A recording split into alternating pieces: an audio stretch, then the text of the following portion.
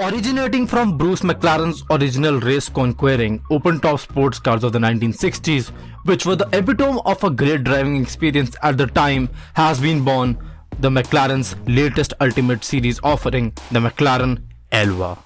Not only is the name special and pays tribute to those legends of the 1960s, it also shows how wonderfully McLaren is reviving its history. For the Elva, McLaren really went bonkers. They put in the most powerful V8 engine they had ever produced in a car that's really light. Now, to make a car like this drivable, McLaren has done a lot of changes. It has required McLaren to go back to the drawing board and figure out a way to make the Elva daily drivable on road. The process for making this car is way tougher than the normal Sport Series or Super Series. This is a whole new chapter in McLaren's legacy, and the chapter is called. But you would be thinking, why out of nowhere did McLaren thought of reviving their legacy? Well, it all started with Ferrari making the Monza SP1 and the Monza SP2. And since they seemed like the coolest cars on the market and had been sold out in a really short time, other manufacturers thought of doing the same thing. That is, making a speedster of their own. Aston Martin did it, Lamborghini did it, so did McLaren. Because which manufacturer wouldn't like to sell a couple of cars, each costing beyond $1 million? The first step when making a car like the Elva is design. To design the car in such a way that not only the driver and the passenger enjoys it to the fullest, but in a way that it doesn't affect the aerodynamics of the car. Cause the idea of a roofless rear wheel drive supercar already sounds mad, and to design it from scratch takes another level of dedication which only few manufacturers have, and McLaren happens to be one of those. First in the Ultimate Series of cars was the McLaren P1, the wild spaceship looking car. It also happened to be McLaren's first hypercar along with being a hybrid. Then came the Senna as a tribute to the F1 legend Ayrton Senna. Next came the Speedtail, another hybrid hypercar which broke the 250 miles per hour barrier. Aerodynamics have been given a serious priority on the Elva, cause without the roof, it's quite tricky to balance the air which is going around the car. The lift has to be reduced and the downforce has to be increased even more. But McLaren, being the intelligent manufacturer they are, have again found a way to keep the aerodynamics in balance while ensuring that the ergonomics on the Elva are not disturbed.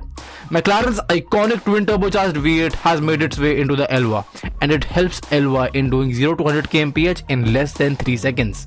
That magnificent V8 engine here is putting out 800 horsepower and 800 Nm of torque, almost perfecting that 1-to-1 perfect ratio just like the Senna. Do you know that the Elva happens to be McLaren's lightest road car ever? Weighing in at just 1198 kgs, the Elva is 178 kgs lighter than the already extremely light McLaren Senna. The front clamshell of the Elva is just 1.2 mm thick.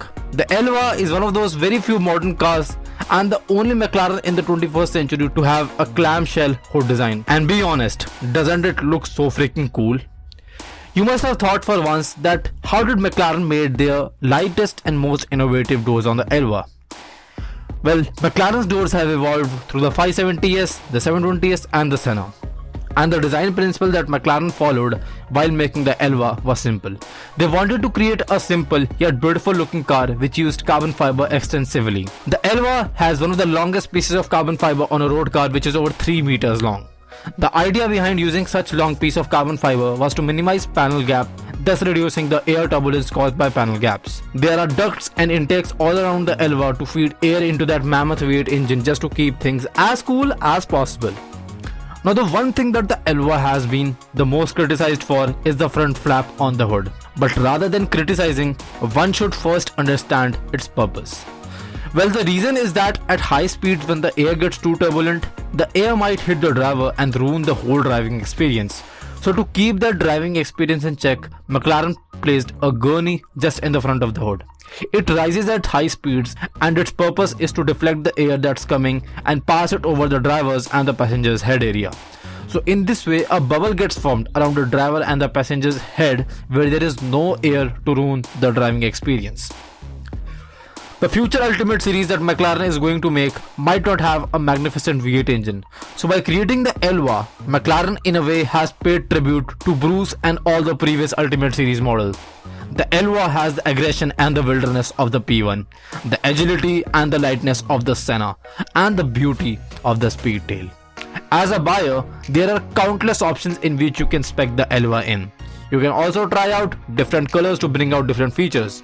You can spec it in all white to bring out its elegant side, or you can spec it in all black to make it look stealthier. Another great spec might be the full visible carbon fiber option, which of course can be a big point for flexing.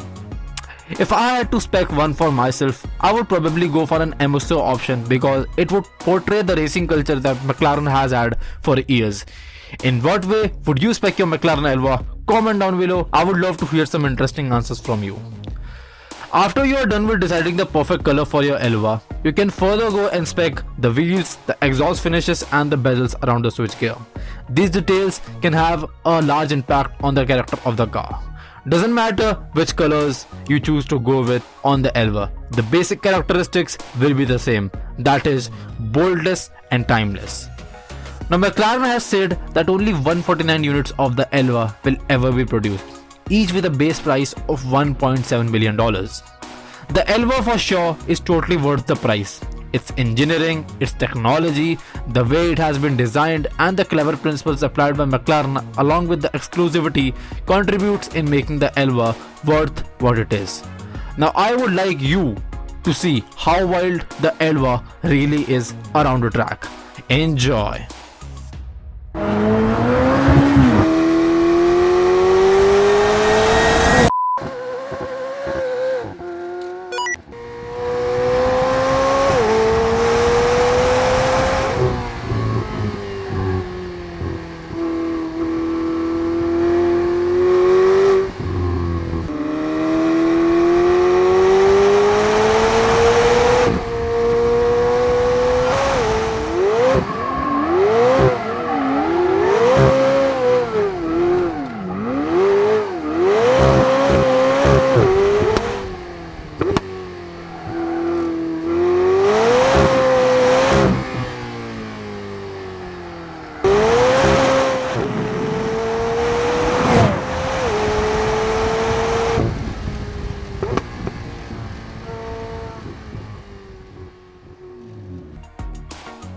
So that will be all for this time. I trust you liked this one. If you did, then do share it with your friends and do consider subscribing to Motor Drift for more such content in the future.